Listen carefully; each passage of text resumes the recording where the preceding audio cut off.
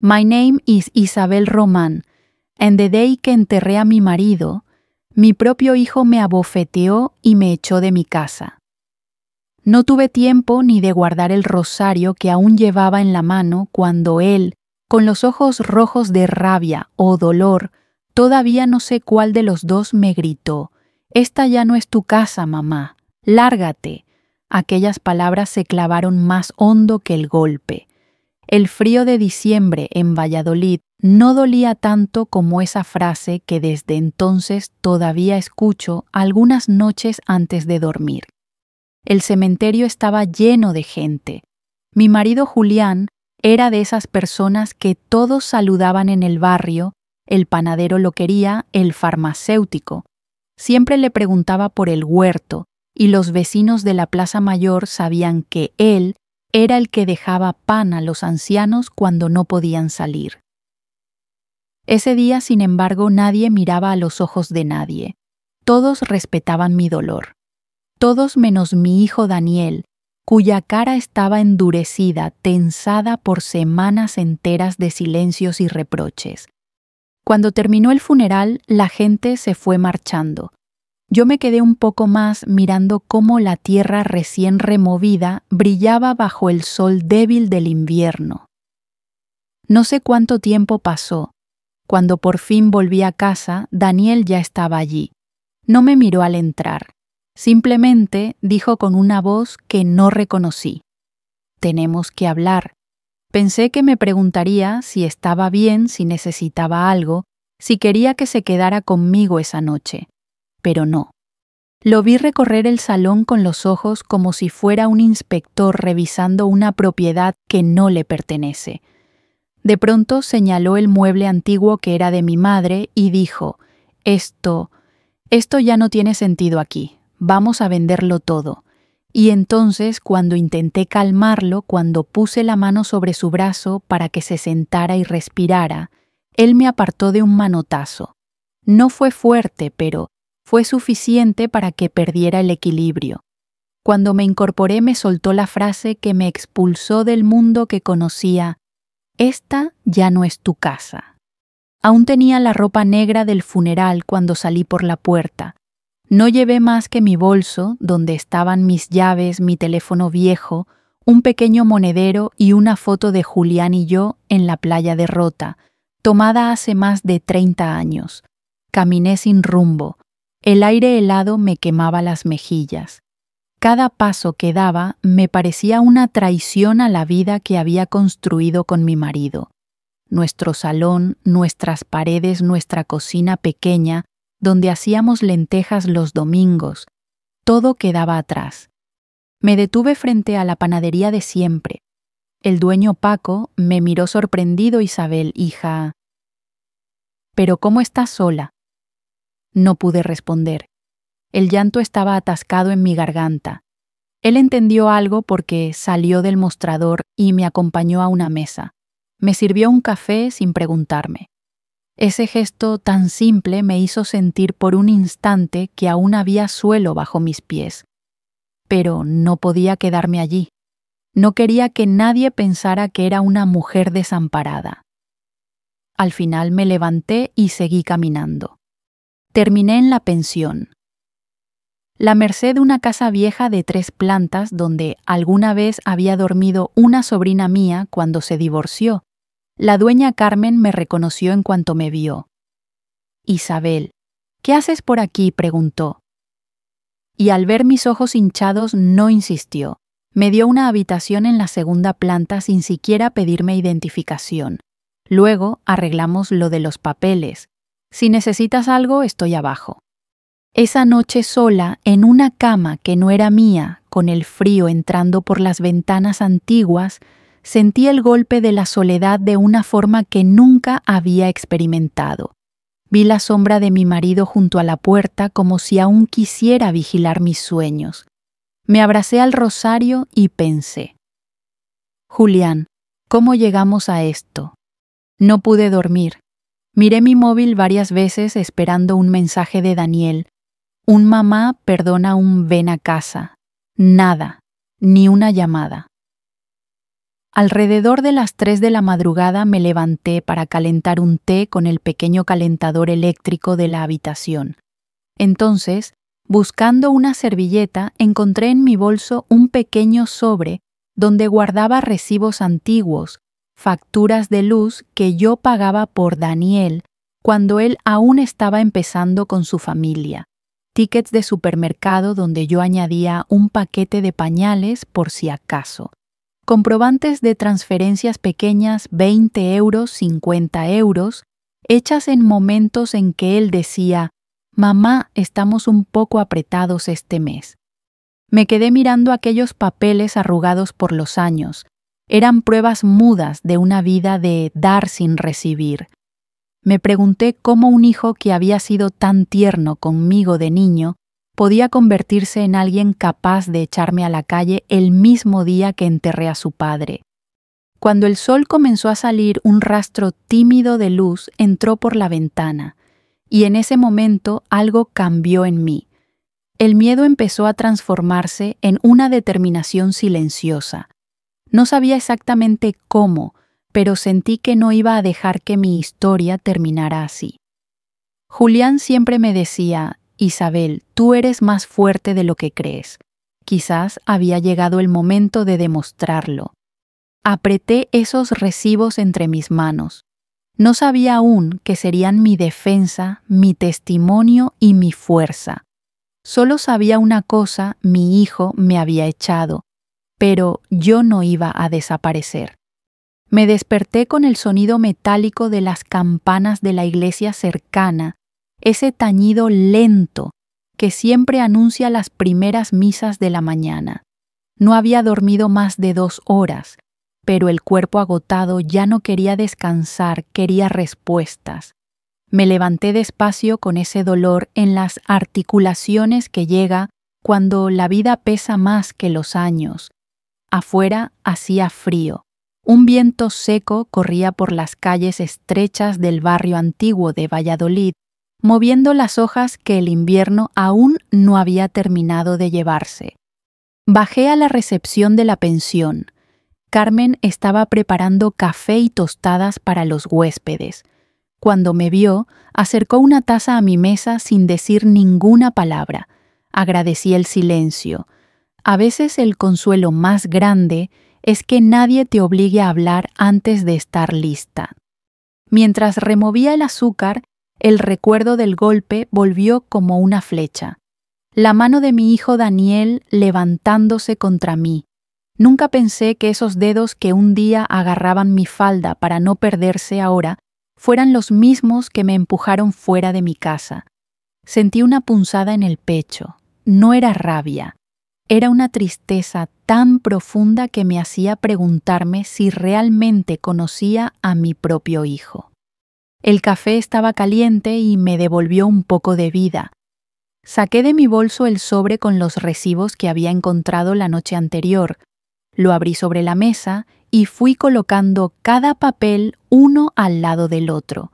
Formaban casi una línea recta: luz, agua, pañales, mercado, gas, pequeños préstamos, pequeños sacrificios que una madre hace sin contarlos, sin pensarlos, sin pedir nada a cambio. Y de pronto parecían tener un significado diferente, como si fueran pequeñas piezas de un rompecabezas que siempre ignoré. ¿Todo bien, Isabel?, preguntó Carmen finalmente apoyándose en la barra. La miré. Carmen era de esas mujeres de barrio, dura por fuera, una roca por dentro. Quizás por eso, sin querer llorar, dejé que mis palabras salieran como un susurro. Mi hijo me echó de mi casa, después del funeral de Julián. Ella abrió los ojos con dolor, no con sorpresa. Había visto demasiado en sus años tratando con familias, huéspedes y vecinos. Hija, si quieres quedarte aquí unos días, no te preocupes por pagar ahora, ya lo apañaremos, me dijo con esa voz que no pide permiso para ser amable. Asentí agradecida, pero no quería depender de nadie. Tenía una pequeña pensión mensual lo suficiente para vivir con humildad. Sin embargo, perder mi casa, Eso no podía aceptarlo así sin más. Julián habría luchado. Yo también debía hacerlo. Después del desayuno, decidí salir a caminar. A veces el aire frío aclara las ideas mejor que cualquier consejo. Crucé la Plaza Mayor aún vacía a esas horas, con las terrazas recogidas y las farolas apagándose poco a poco. Pasé frente al mercado central donde los primeros tenderos preparaban el puesto. Un olor a pan recién hecho llenaba la calle. Caminé sin rumbo hasta llegar al edificio del ayuntamiento. Me quedé observando la fachada, las ventanas altas, las puertas pesadas, y una idea empezó a tomar forma en mi cabeza. Había escuchado muchas veces que los mayores en España teníamos ciertos derechos sobre la vivienda familiar, especialmente cuando el cónyuge fallecía. Y si Daniel no podía echarme legalmente, y si yo había salido porque estaba rota por dentro, pero no porque la ley dijera que debía irme, sin pensarlo más, entré. En la planta baja, un cartel indicaba Atención Social y Ciudadana. Me acerqué y esperé mi turno. Una mujer joven de unos 30 años me atendió con una sonrisa amable. «Buenos días, señora. ¿En qué puedo ayudarla?» No sabía por dónde empezar, la voz me temblaba un poco. Mi hijo me sacó de mi casa. Mi marido murió hace 2 días, no sé qué hacer. Ella frunció el ceño, pero sin juzgarme. Me pidió que me sentara, sacó un formulario y comenzó a explicarme: necesitamos saber si la vivienda está a nombre de usted también o si tiene derecho de usufructo por ser la viuda. Tiene que ir al registro de la propiedad. Si su hijo la ha echado sin una orden legal, podría tener consecuencias. Consecuencias. Esa palabra me devolvió el aire. Me pidió mi dirección y revisó unos datos. Luego añadió: y conserve todos los comprobantes de gastos que haya hecho. Si ha mantenido a su hijo económicamente, pueden ser relevantes. Miré el sobre que llevaba conmigo. De repente, esos papeles viejos parecían tener un brillo distinto. Salí del ayuntamiento con una mezcla de miedo y fuerza renovada. Fui directamente al registro de la propiedad. Allí, un hombre mayor de gafas gruesas y voz pausada revisó con calma los datos. Cuando levantó la mirada hacia mí, dijo algo que hizo que mis piernas temblaran. Señora Isabel, usted figura como cotitular de la vivienda con su esposo, y además como viuda tiene derecho de usufructo. Su hijo no puede desalojarla, ni vender la casa, ni modificar nada sin su consentimiento. Me cubrí la boca con la mano, casi lloré, pero esta vez no era por dolor, sino por un alivio inesperado. El hombre continuó: si alguien intenta echarla o vender la casa sin su firma, puede denunciarlo. ¿Quiere que le hagamos una certificación oficial? Puede presentarla si necesita protección. Asentí rápidamente. Salí del edificio con aquel documento en la mano, temblando, sintiéndome por primera vez en días como si tuviera un escudo. Mientras caminaba de vuelta hacia la pensión, una frase comenzó a repetirse dentro de mí: no estoy sola, no estoy indefensa, y esta no es la historia de una madre derrotada. Era el comienzo de algo nuevo. Salí del registro con la certificación en la mano doblada, con cuidado dentro del sobre como si fuera un tesoro. El aire frío me golpeó la cara, pero ya no me encogía los hombros como antes. Era extraño. Aunque seguía dolida, algo en mí se había despertado. La indignación quizá, o el instinto de una mujer que ha trabajado toda su vida y no piensa dejar que nadie la borre de su propia historia. Al llegar a la pensión, Carmen estaba ordenando unas sábanas en la entrada. Cuando me vio, levantó la ceja como preguntándome sin palabras. Yo asentí con firmeza. «Tienes derechos, ¿verdad?», dijo ella antes de que yo abriera la boca. Más de los que pensaba, respondí dejando el sobre la mesa. Carmen sonrió, pero con esa sonrisa corta que tienen las mujeres que han visto muchas batallas. Luego volvió a su trabajo y me dejó subir a mi habitación. Dentro me senté en la cama y extendí sobre la colcha todos los recibos que había guardado durante años. Era casi ridículo verlos así ordenados: 27 euros por la luz, 61 euros, por una compra grande 18 euros por medicamentos para el niño, 40 euros por gasolina, en un mes que Daniel estaba sin trabajo. Cada papel era un gesto de amor que nunca pensé que tendría que recordar, menos aún justificar. Pero mientras los organizaba comprendí algo. Esos recibos no solo contaban la historia de mis sacrificios, sino también la de una madre que siempre estuvo allí incluso cuando su hijo no lo mereció. Salí más tarde a caminar hasta un café cercano, uno de esos que siguen poniendo servilletas de papel con el nombre del barrio y donde los camareros ya conocen a los clientes por sus apodos. Me senté junto a la ventana. Había un pequeño brasero eléctrico al lado y me calenté las manos sobre él mientras pensaba en Daniel. Lo recordé de niño persiguiendo palomas en la plaza, riéndose a carcajadas, mientras Julián hacía ver que no podía alcanzarlo. ¿Cómo se llega desde ese niño dulce al hombre que me había abofeteado? ¿Dónde había fallado? ¿Qué grieta familiar se había abierto sin que yo la viera? Mientras removía mi café, pensé en su mujer Laura. Ella siempre había tenido una forma particular de mirar las cosas, como si midiera el valor de todo en euros.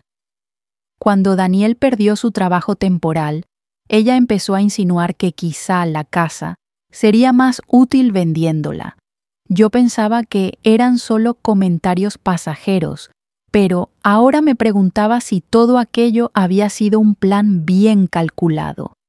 Volví a la pensión al mediodía. Me encontré con Carmen en las escaleras. «Te busca alguien en recepción», me dijo. Sentí un vuelco en el corazón. Daniel, un vecino o tal vez la policía.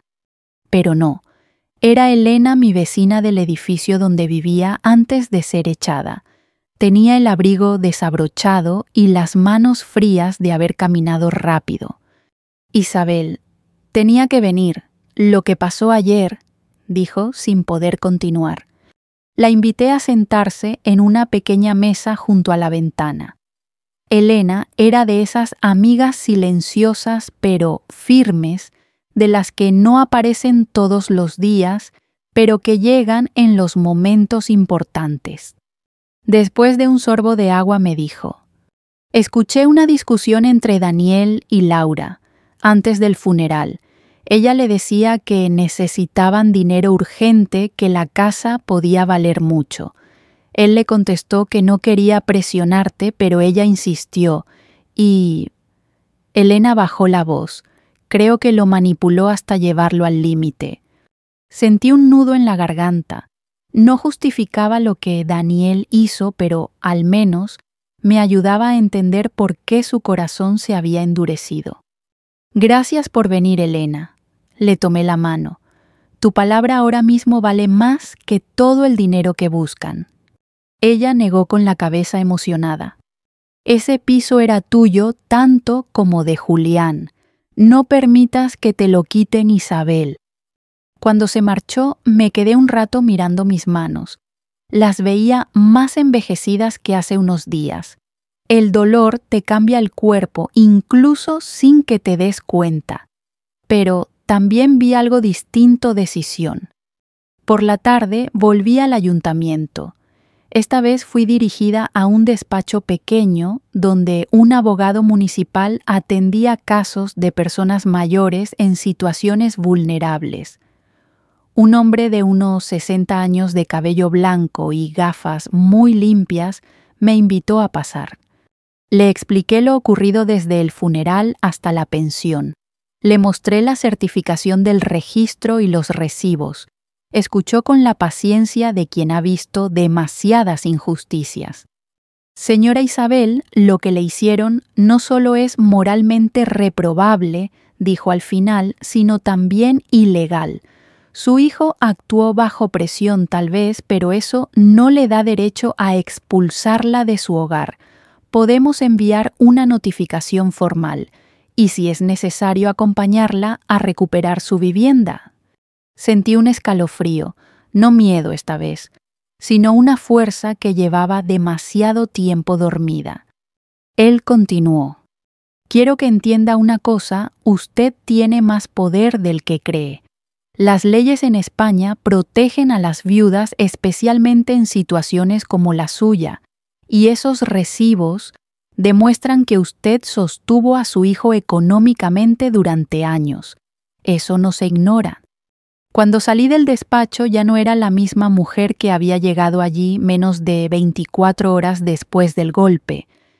Ya no era la madre humillada que salió con su bolso sin saber a dónde ir. Era alguien que empezaba a levantar la cabeza, a mirar hacia adelante, a pensar en justicia y no solo en dolor. Esa noche en la pensión no lloré, no recé pidiendo consuelo, solo recé por claridad, por fuerza y por no dejar que el rencor me guiara. Julián no habría querido una venganza hecha de odio, pero sí hubiera querido que yo me defendiera. Y así, mientras apagaba la luz, me repetí a mí misma: mañana será distinto, mañana empezaré a recuperar lo que es mío. Cuando desperté al día siguiente, algo en el ambiente había cambiado. No era el frío ni la luz gris que entraba por la ventana, era yo. Había pasado de sentirme expulsada del mundo a sentirme en pausa, una pausa que estaba a punto de terminar. Me vestí despacio, con la calma de quien se prepara para una conversación que podría cambiarlo todo. Tomé el sobre con la certificación del registro, guardé los recibos en una carpeta que Carmen me prestó y bajé a la calle. El camino hacia mi antigua casa me pareció más corto que otros días quizá, porque esta vez caminaba con un propósito. Cada paso resonaba como un recordatorio: ese hogar sigue siendo mío. A medida que me acercaba al barrio, las calles se volvían más familiares. El kiosco donde Julián compraba el periódico, la frutería donde siempre pedíamos naranjas para el invierno, el taller donde Daniel trabajó de joven, todo seguía igual excepto mi vida. Me detuve frente al edificio. La fachada, con su pintura ligeramente desgastada, me miraba como a una vieja amiga ofendida. Respiré hondo y subí los escalones. Antes de tocar el timbre, escuché voces dentro. Laura. Su tono agudo era inconfundible. Daniel, si no nos movemos rápido perderemos la oportunidad. El agente dijo que hay compradores interesados. Mi corazón se aceleró. Golpeé la puerta con firmeza. Hubo un silencio abrupto al otro lado. ¿Quién es?, preguntó Daniel con una voz que parecía más joven, más insegura que la última vez que lo escuché. Tu madre, respondí. Escuché un suspiro y luego la llave giró. Daniel abrió apenas unos centímetros como si temiera que yo entrara como un vendaval. Pero no necesitaba hacerlo. Yo tenía la ley de mi parte. Tenemos que hablar, dije con un tono que no me reconocía ni yo misma. Laura apareció detrás de él con los brazos cruzados y los labios apretados. Isabel, ahora no es buen momento, dijo como si fuera ella quien decidía el tiempo de mi vida. Saqué la carpeta y la puse frente a Daniel. He venido a devolver claridad a esta situación. Y a decirte lo que debiste averiguar antes de echarme, no podías hacerlo. Laura rió con incredulidad. Por favor, esa casa es de Daniel, él es el heredero. Desplegué la certificación del registro. La luz del pasillo cayó sobre el papel sellado. No, la casa es mía también, legalmente. Y como viuda tengo el derecho de seguir viviendo aquí. Nadie puede vender nada sin mi firma. Daniel se quedó inmóvil. Laura, en cambio, dio un paso hacia atrás. Lo sabía. Lo había sabido desde el principio, y aún así había empujado a mi hijo a cometer el acto más cruel que una madre puede sufrir. ¿Estás insinuando que vamos a tener problemas legales?, preguntó ella nerviosa. No lo estoy insinuando, respondí. Te lo estoy diciendo. Guardé el documento con calma. Mañana vendrá conmigo un abogado del ayuntamiento. Vamos a iniciar el proceso para rectificar lo ocurrido. Y si alguien intenta vender la casa sin mi permiso, lo denunciaré. Daniel por fin me miró de frente. Sus ojos estaban cansados, hinchados, como si no hubiera dormido desde el día del funeral. La culpa lo estaba erosionando más rápido que el gesto de Laura podía contener. «¿Mamá?», susurró, pero no terminé de escucharlo. No porque no quisiera, sino porque no podía permitir que unas pocas sílabas suavizaran una herida tan reciente. «No voy a entrar hoy», dije bajando la mirada hacia el felpudo que yo misma había comprado años atrás. «Lo haré cuando vuelva con el abogado. Será más claro para todos». Di media vuelta, y cuando estaba bajando el último escalón, escuché la voz tranquila y venenosa de Laura. «Esto no se va a quedar así».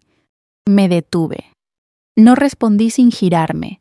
Esta vez no se quedará así. Por primera vez yo voy a poner los límites.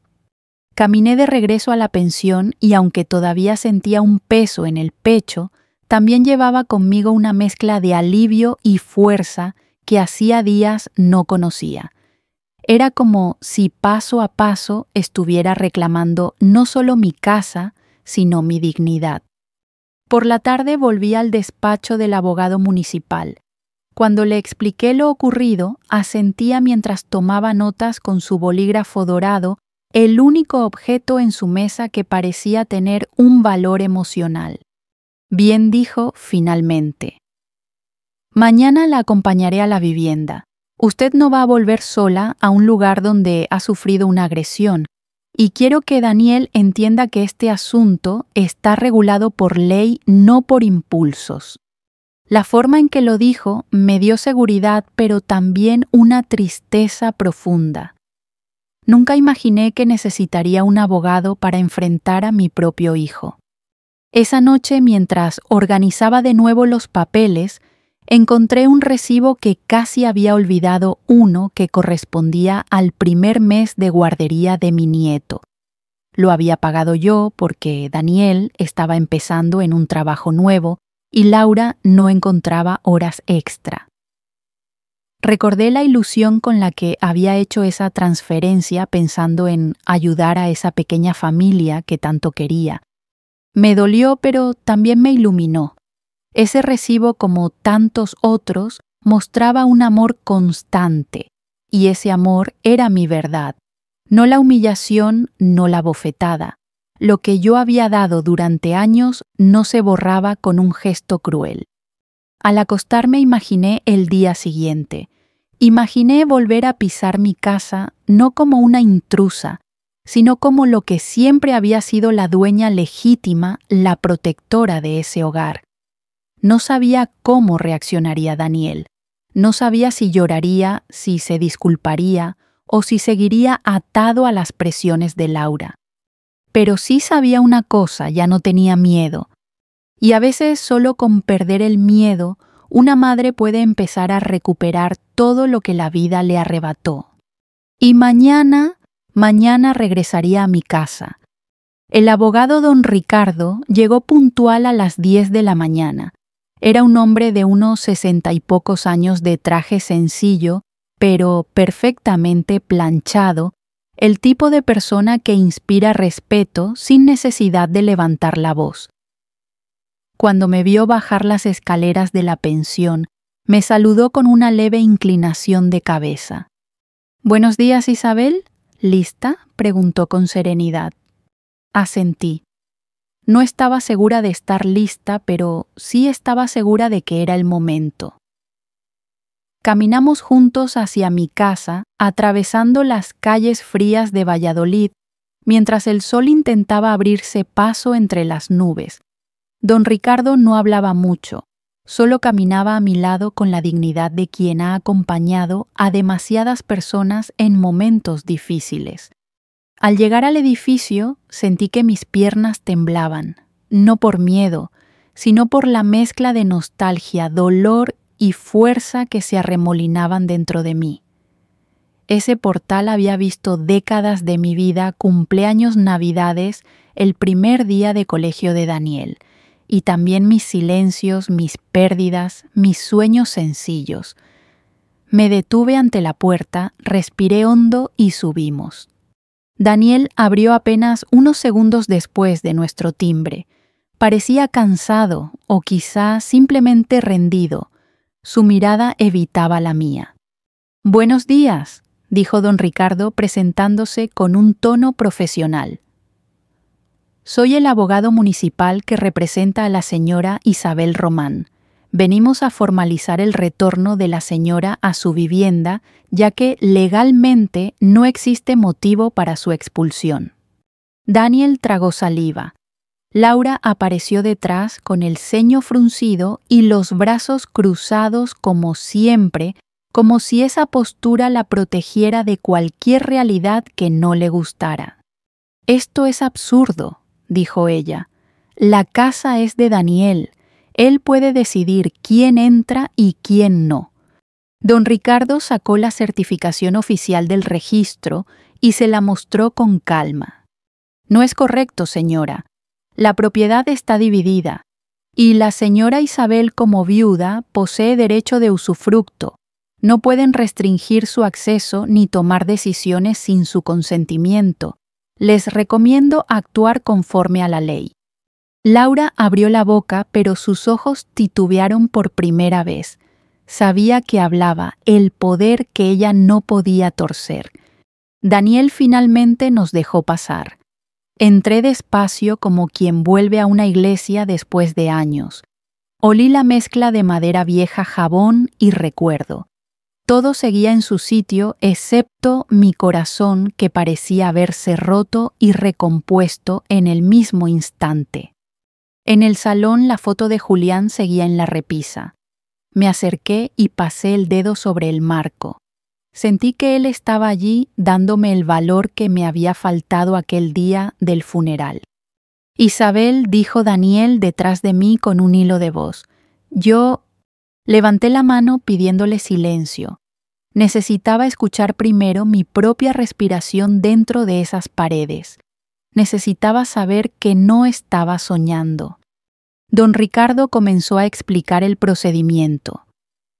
«La señora Isabel tiene derecho legítimo a residir aquí, y cualquier intento de venta o expulsión derivará en consecuencias legales». Laura bufó negando con la cabeza. «¿Y ahora qué? ¿Va a vivir aquí como si nada hubiera pasado?», preguntó con desprecio. La miré por primera vez sin parpadear.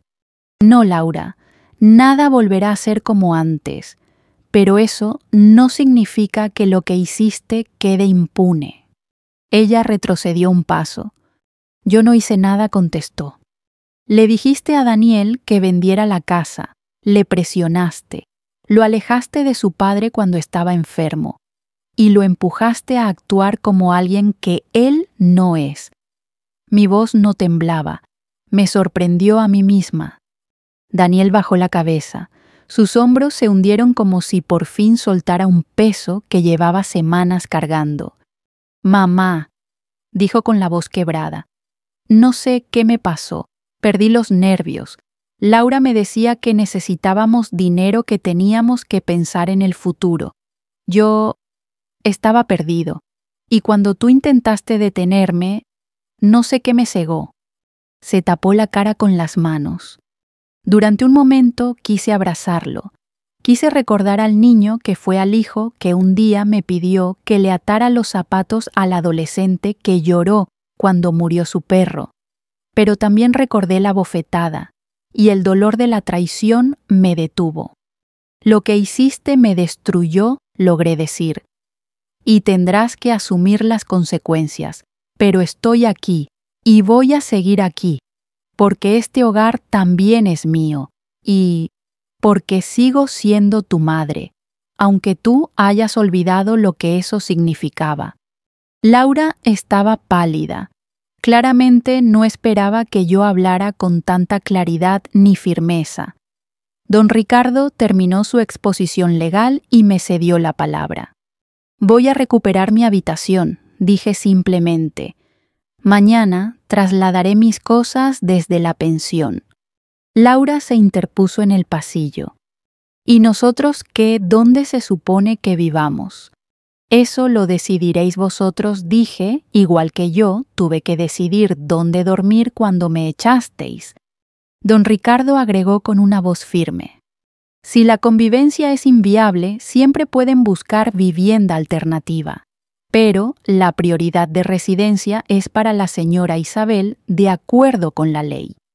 Daniel se dejó caer en la mesa de la cocina derrotado.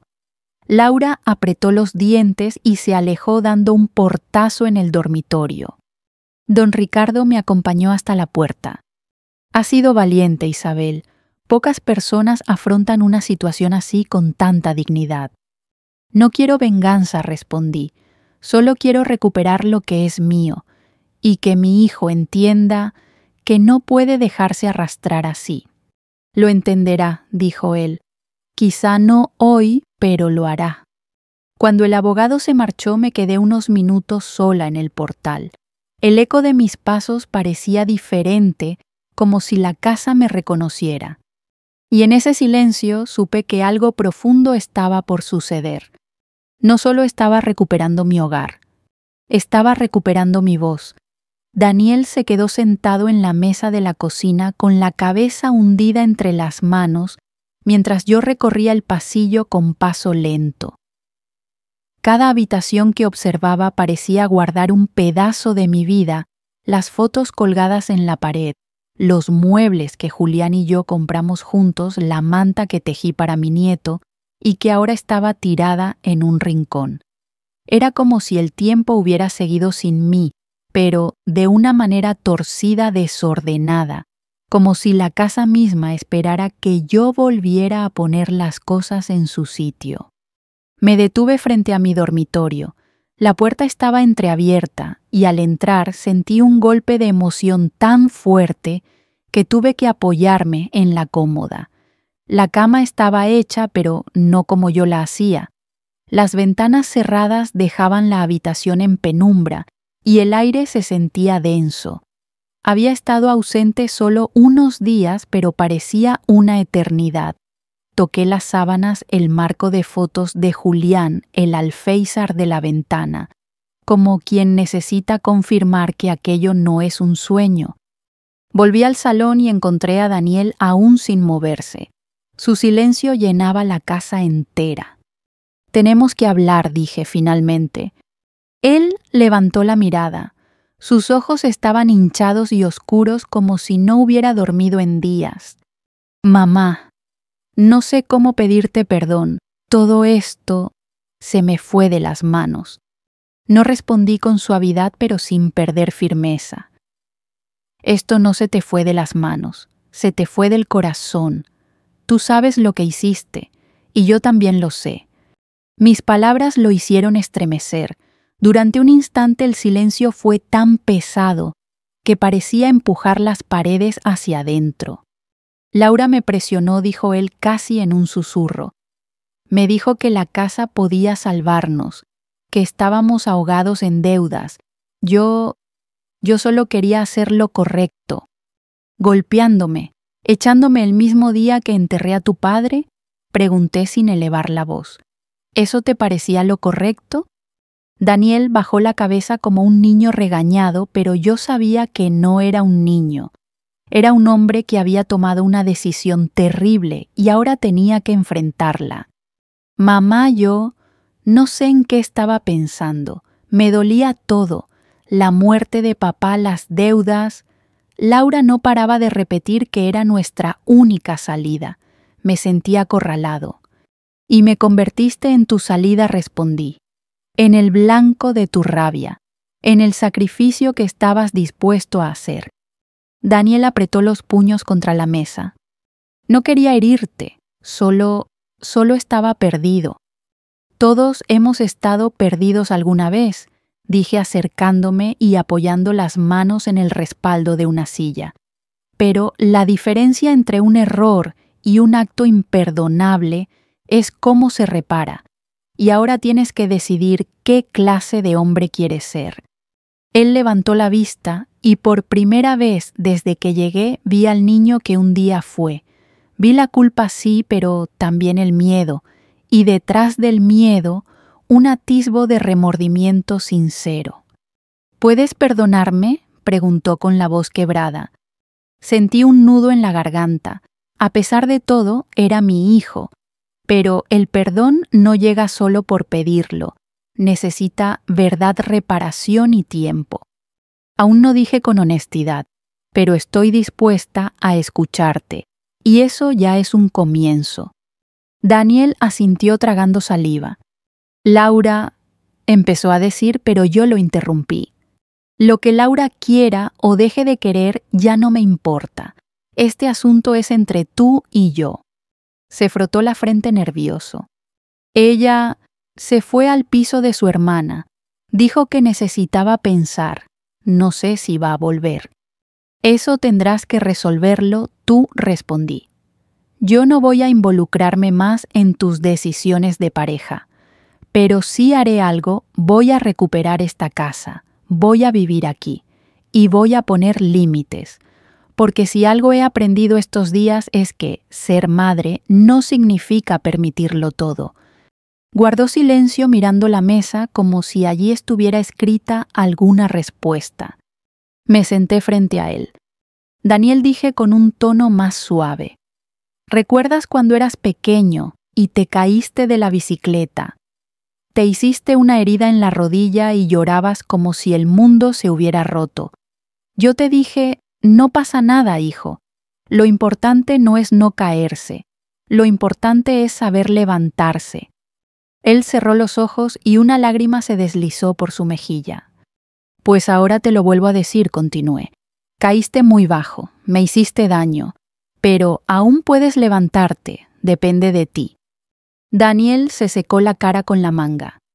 Mamá, haré lo que haga falta. Entonces empieza por asumir tu responsabilidad, respondí. Vas a hablar con el abogado. Vas a dejar claro que no harás ningún movimiento con la casa sin mí. Y sobre todo, vas a reconstruir la confianza que rompiste. Y eso llevará tiempo. Mucho tiempo. Él asintió. ¿Puedo quedarme aquí unos días mientras aclaro las cosas con Laura?, preguntó tímido. Lo pensé unos segundos.